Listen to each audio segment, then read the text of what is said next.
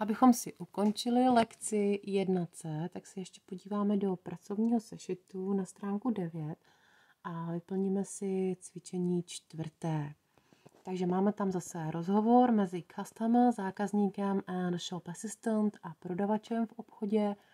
A zde v rámečku v nabídce máme vlastně fráze, které se týkají toho vrácení zboží, které máme správně použít v té konverzaci.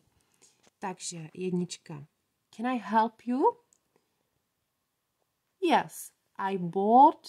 Vybereme si yes, I bought this t-shirt here. Ano, koupila jsem si tady tohleto tričko, but, a teď máme nějaký problém a problém se nám tam hodí doplnit.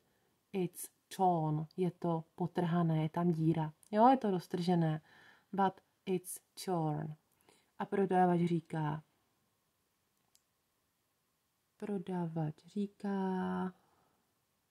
I see what you mean a říká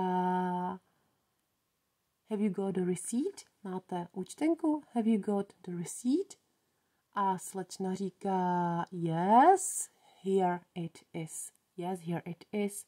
Tady máte. Tak ve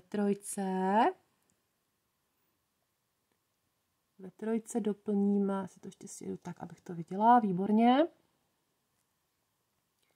I'm afraid we haven't got any more t-shirts in that style. Pán říká, obávám se, že nemáme už žádná další trička v tomto stylu. A nabízí, would you like to choose a different one? Přejete si vybrat nějaké jiné? Would you like to choose a different one? No, I really like that one.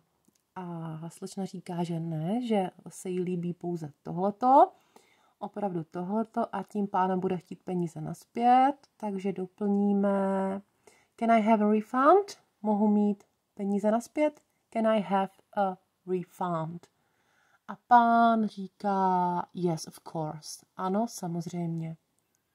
A poslední se loučí, pán říká here you are, tady máte, vrací peníze a slečna mu poděkuje, takže řekne thank you very much.